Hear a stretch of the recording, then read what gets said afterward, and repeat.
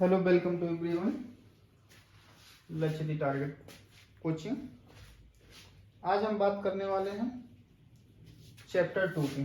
Chapter 2 acid base and salt. ठीक है, acid base and salt. इसमें यार अभी तक हमने क्या देखी थी? फिजिकल प्रॉपर्टी देखी थी। फिजिकल प्रॉपर्टी क्या था कि जैसे कि आप blue litmus to red, sour test कैसे कर सकते हैं?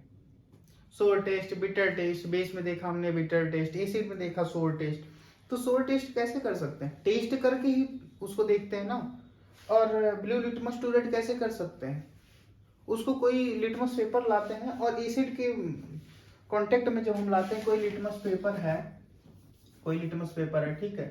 जब उसको एसिड के कांटेक्ट में लाएंगे, इसके कांटेक्ट इसमें जब हम डिप करेंगे, तभी तो ये ब्लू लिटमस टू रेड होगा। और जब बेस में डालेंगे तो रेड लिटमस टू ब्लू होगा। ठीक है, ब्लू हो जाएगा, ब्लू लिटमस टू रेड। ठीक है, तो ब्लू लिटमस टू रेड और रेड लिटमस टू ब्लू क्यों हो रहा है? तो ये फिजिकल प्रॉपर्टी हुई ना। जैसे कि वो बेस में क्या होता है? सोपी होता है। एक प्रॉपर्टी पढ़ा था बेस की, ये सोपी होता है। सोपी कैसे जाने हम? उसको टच करके जाने, ठीक है। और फिनोल्फथालीन पेपर लिए, ऐसे ही सारी जो हमने अभी तक पढ़ी है प्रॉपर्टीज, उसको चेक करने का तरीका कि ये एसिड है या बेस है, ये कैसे प्रोवाइड होता है, क्या चीजें हैं इसमें।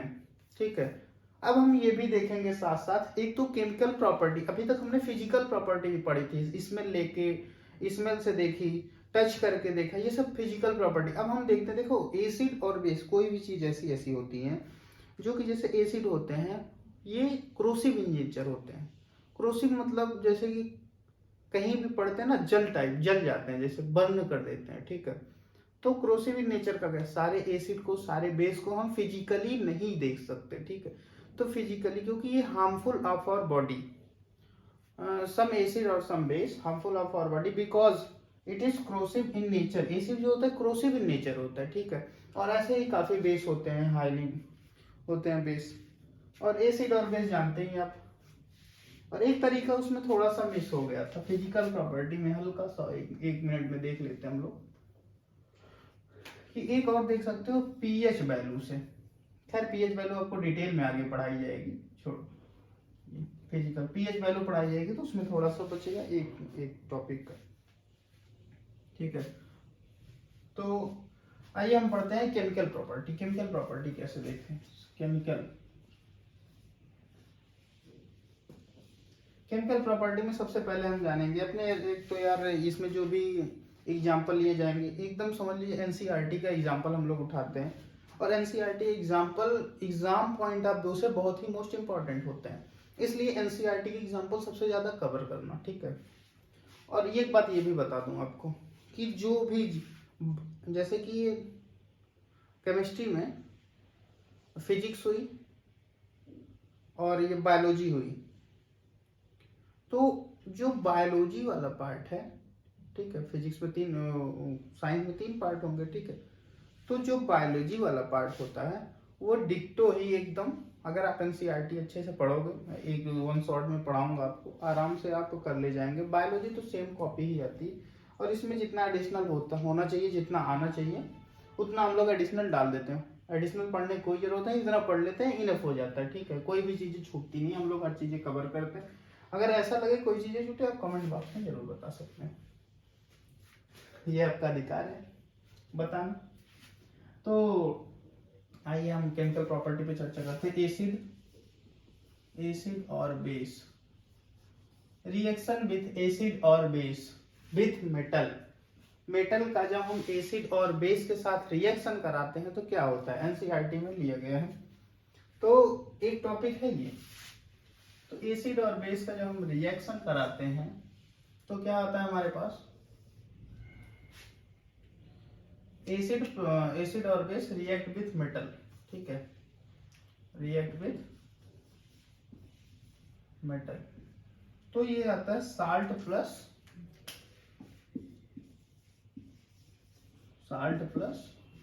हाइड्रोजन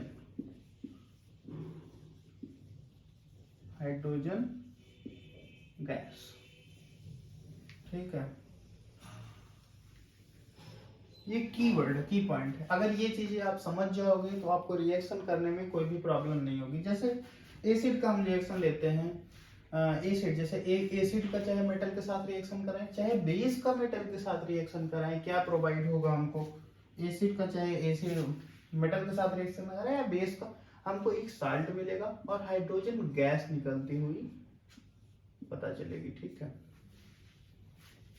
तो एसिड का एग्जांपल लेते हैं। सबसे पहले एसिड देखते हैं, reaction with acid with metal, react with acid with metal, metal के साथ रिएक्ट कराने पे एसिड क्या होता है, आइए देखते हैं। Hydrochloric acid plus Mg, magnesium dichloride plus H2, देख रहे हैं, MgCl2 प्लस 2 हाइड्रोजन हो गए। ठीक है, हाइड्रोक्लोरिक एसिड मैग्नीशियम साथ रिएक्शन करेंगे, मैग्नीशियम डाइक्लोराइड, हाइड्रोजन गैस मिल रहा है। अब ये देखिए, ये एसिड रहा ना, ये एसिड रहा ना, एसिड है हाइड्रोक्लोरिक एसिड, इसको तो आप जानते हैं, ये तो यार 7th 8th से आ रहा है कि एसिड है बेस है। HCl तो मोस्ट इंपॉर्टेंट है। और मैग्नीशियम क्या है? मेटल, बताने की जरूरत नहीं है, तो मैग्नीशियम मेटल आप जान ही रहे। अब ये देखिए, ये क्या है? ये साल्ट है। ये क्या है? Hydrogen gas, hydrogen gas. अब ऊपर से हम रिलेट कराएंगे, देखते हैं। एसिड एसिड, बेस है, ये मेटल है, मेटल। एसिड का जब मेटल के साथ एसिड का मेटल के साथ रिएक्शन कराएंगे, एसिड का मेटल के साथ रिएक्शन कराते हैं तो साल्ट हमको मिलती है प्लस हाइड्रोजन गैस। ये हम देख चुके, ठीक है भैया। आगे हम बढ़ते हैं। अब हम देखते हैं एसिड का बेस के साथ रिएक्शन करा के देखते हैं। क्या एसिड का बेस के साथ रिएक्शन कराने पे साल्ट प्लस हाइड्रोजन गैस आते हैं? ये बेस का मेटल के साथ रिएक्शन कराने पे साल्ट प्लस हाइड्रोजन आता है। एसिड का तो पता चल गया भैया, साल्ट आता है प्लस हाइड्रोजन गैस निकलती है। लेकिन अब देखते हैं बेस का भी होता है क्या। इंटरेस्टिंग बात, एसिड से रिएक्शन करा तब भी साल्ट प्लस हाइड्रोजन गैस, और बेस का रिएक्शन कराने पे साल्ट प्लस हाइड्रोजन गैस लिखा हुआ है। देखते हैं, आइए।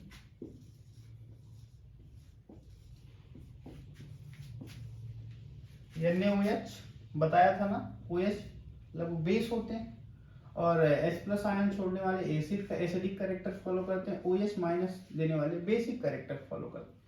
NaOH एक बेस है, ठीक है। तो इसका रिएक्शन जो हम कराते हैं, सोडियम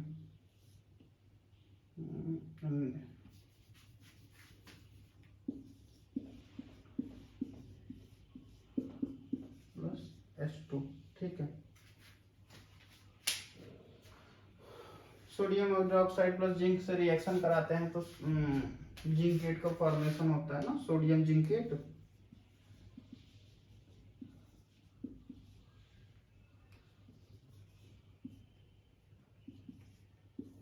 सोडियम जिंकेट भी बोल सकते हैं, सोडियम जिंक ऑक्साइड भी बोल सकते हैं, ठीक है।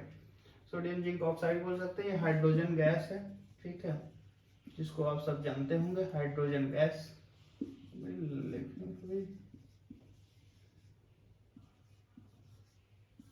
हाइड्रोजन गैस हो गई। अब देखते हैं एसिड बेस का रिएक्शन होगा, बेस का मेटल के साथ हम रिएक्ट कराएं। ये एक बेस है, ये एक बेस है, ये एक मेटल है, M से डिनोट कर दे रहे, समझ जाना। अब क्या हुआ? साल्ट, ये एक साल्ट है, ठीक, ये हाइड्रोजन गैस। अब देखिए सेम फार्मूला फॉलो हुआ कि नहीं हुआ? हाइड्रोजन गैस आई, साल्ट आया, मेटल आया और बेस आया। ये प्रैक्टिस करते आपको समझ में आ जाएगा, थोड़ी सी प्रैक्टिस की जरूरत भी होगी इसमें, ठीक है। ये भैया सब केमिकल प्रॉपर्टीज हैं सारे। अब हम इसका ये की पॉइंट यही है, एसिड और बेस का की पॉइंट यही है। अब हम थोड़ा सा 1 मिनट में देख लेते हैं एसिड और बेस रिएक्शन विथ मेटल क्या होता है। एसिड और बेस रिएक्शन विथ मेटल क्या होता है? जब रिएक्शन होगा एसिड चाहे बेस दोनों में, अथवा हुआ है ये और करके है, एसिड और base reaction with metal, salt plus hydrogen gas. एक चीज इसमें ये भी पता चल रही है, साल्ट का फॉर्मेशन हो रहा है, साल्ट का फॉर्मेशन होता है, क्योंकि chapter acid base and salt, तो साल्ट का फॉर्मेशन भी हो रहा है, ठीक है। मेटल कार्बोनेट और metal hydrogen carbonate reaction with acid. तो क्या होगा रिएक्शन विथ एसिड से, क्या होगा मेटल कार्बोनेट और metal non carbonate reaction with acid से क्या होगा, क्योंकि हम देख ही रहे हैं एसिड बेस और साल्ट का चैप्टर है, तो इसमें साल्ट का फॉर्मेशन जरूर हो रहा है। तो इसमें सबसे पहली बात यही ध्यान दे देंगे, एसिड बेस और साल्ट की रिएक्शन आती है तो साल्ट का फॉर्मेशन वाले ही लगभग एग्जांपल दिए गए हैं। Salt plus CO2 plus H2O, ठीक है। वाटर की फॉर्मेशन हो रही है, साल्ट बन रहे हैं, इसमें कार्बन डाइऑक्साइड बन रहा है, वाटर की फॉर्मेशन हो रही है। ये आपके की पॉइंट है, की पॉइंट को याद रखिएगा।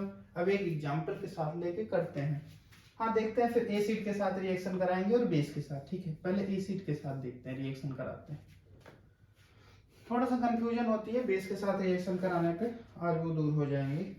एसिड के साथ रिएक्शन कराने पे सोडियम, इसको क्या बोलते हैं, सोडियम कार्बोनेट, ठीक है, प्लस भैया नाम से बुलाइएगा तभी आपको काफी क्लियरिटी होगी। Sodium carbonate plus hydrochloric acid से रिएक्शन करा दिए तो NaCl होगा ना, NaCl प्लस मोर वाटर टूटेगा प्लस CO2, ठीक है। Sodium chloride, hydrogen, carbon dioxide, ध्यान देना, हाइड्रोक्लोरिक एसिड, ठीक है। तो अब देखते हैं हम मेटल कार्बोनेट और मेटल हाइड्रोकार्बोनेट, हाइड्रोजन कार्बोनेट जब रिएक्शन कराते हैं हम एसिड के साथ, तो क्या हमें प्रोवाइड होता है, सोडियम कार्बोनेट का रिएक्शन हमने एसिड के साथ कराया तो हमको एक मिला साल्ट, NaCl, साल्ट जानते ही आप, NaCl कॉमन नेम है साल्ट का है, और water plus carbon dioxide CO2। तो सेम फार्मूला यही, कोई भी एसिड की रिएक्शन कराएंगे, मेटल कार्बोनेट और मेटल हाइड्रोजन कार्बोनेट की रिएक्शन जब भी किसी एसिड के साथ कराया जाएगा तो उसमें एक साल्ट मिलेगा, एक हाइड्रोजन मिलेगा, एक कार्बन डाइऑक्साइड मिलेगी, ठीक है, ये ध्यान रखिएगा।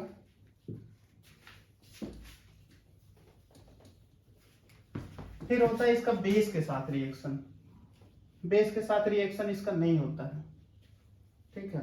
क्यों नहीं होता है, क्योंकि मेटल कार्बोनेट और metal hydrogen carbonate basic property follow करता है और सिमिलर प्रॉपर्टी मतलब सिमिलर केमिकल और सिमिलर फिजिकल प्रॉपर्टीज के मैच होते हैं, फिजिकल और केमिकल प्रॉपर्टीज के मैच होते हैं, बहुत इंपॉर्टेंट है, ध्यान से सुनना। मेटल कार्बोनेट का रिएक्शन क्यों बेस के साथ नहीं होता या मेटल हाइड्रोजन कार्बोनेट का, क्योंकि इसकी ये एक बेस है और बेस के साथ कैसे रिएक्शन होगा, नहीं होता। क्योंकि अगर बेस के साथ रिएक्शन कैसे होगा, क्यों नहीं होता है, why, because it's chemical and physical property same, so it not react with each other. ये बेस के साथ रिएक्शन नहीं होंगे, एसिड के साथ रिएक्शन कभी नहीं हो सकता। मेटल कार्बोनेट और मेटल डाइकार्बोनेट बेस है, बिकॉज इसके एक ही ऐसे its chemical and physical property are same, so ये रिएक्ट नहीं होंगे, ये बेस नहीं होंगे, एसिड नहीं होंगे, ये प्रॉपर्टीज में फॉलो होती है, इसलिए मेटल कार्बोनेट और मेटल हाइड्रोजन कार्बोनेट रिएक्ट नहीं करते हैं बेस से, क्योंकि ये खुद बेसिक रूल फॉलो करते हैं, ठीक है, ये खुद एक बेस है कह सकते हो। तो मेटल हाइड्रो और एक ऐसे ही आपकी रिएक्शन आएगी, आगे भी एक ऐसी रिएक्शन आएगी, उसमें परेशान मत होइएगा। और एक और रिएक्शन है,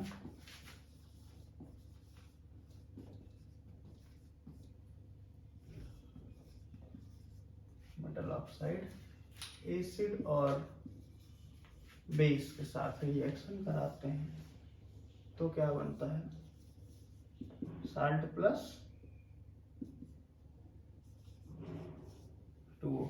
ये इसका केमिकल नेम है, ये यही इसकी प्रॉपर्टी होती है। तो इसको हम एक ब्रैकेट में जो जो कर रहे हैं वो लिख लीजिएगा, ये इंपॉर्टेंट होते हैं। इसके एग्जांपल से हम समझेंगे इसको। एक एग्जांपल लेके, जब हम मेटल ऑक्साइड की रिएक्शन विथ मेटल ऑक्साइड, ये metallic reaction with metal with oxide, ऐसे मेटल ऑक्साइड विथ एसिड और बेस ऐसे लिख सकते हो। तो इसका एसिड का रिएक्शन हम लेते हैं, एसिड का रिएक्शन हम देखते हैं। सेम चीजें जैसे दो रिएक्शन में पढ़ते हैं, अगर उधर समझ में आई होंगी तो ये पूरी समझ में आएगी, नहीं आई होंगी तो ये समझ जाओगे, वो समझ आ जाएगी। ठीक है, कोई टेंशन लेने की बात नहीं है। एक रिएक्शन लेते हैं, हाँ कैल्शियम ऑक्साइड ले लेते हैं प्लस हाइड्रोजन का 2 मोल लेके रिएक्ट जब कराते हैं तो CaCl2 प्लस वाटर प्रोवाइड होता है, कैल्शियम डाइक्लोराइड प्लस वाटर। ठीक है, CaCl2, थोड़ा राइटिंग में देख के ध्यान दीजिए। जब इसका एसिड के साथ रिएक्शन कराएं, ये एक मेटल ऑक्साइड है, मेटल ऑक्साइड है, ये देख रहे हैं, ये एक एसिड है। ठीक है, ये एक साल्ट है और ये वाटर, आप खुद ही देख रहे हैं। तो इसमें सेम ही रूल फॉलो हुआ ना, कोई भी मेटेलिक ऑक्साइड एनी, कोई भी दुनिया की कोई भी मेटेलिक ऑक्साइड हो, जब एसिड के साथ रिएक्ट कराती है तो वो साल्ट बनता है और वाटर का फॉर्मेशन देता है। साल्ट फॉर्मेशन होगा और वाटर निकलेगी। ठीक है, अब इसकी बेस के साथ हम रिएक्शन करा के देखते हैं। ठीक, बेस के साथ रिएक्शन कराते हैं। इसका एग्जांपल इसलिए दे दिया था यार, सब चीजें आपको क्लियर हो। ठीक है, बाकी यही पढ़ा के निकल जाते हैं लोग।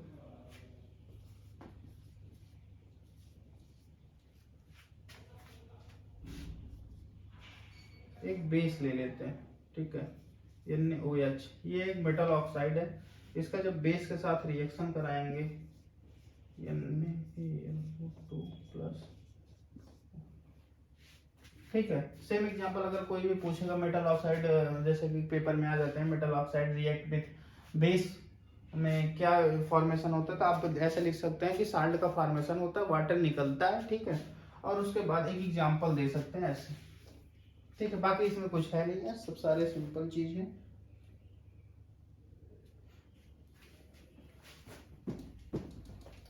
अब ये मेटल ऑक्साइड का एसिड और बेस के साथ रिएक्शन करा दिए तो साल्ट प्लस वाटर हो गया। ठीक है,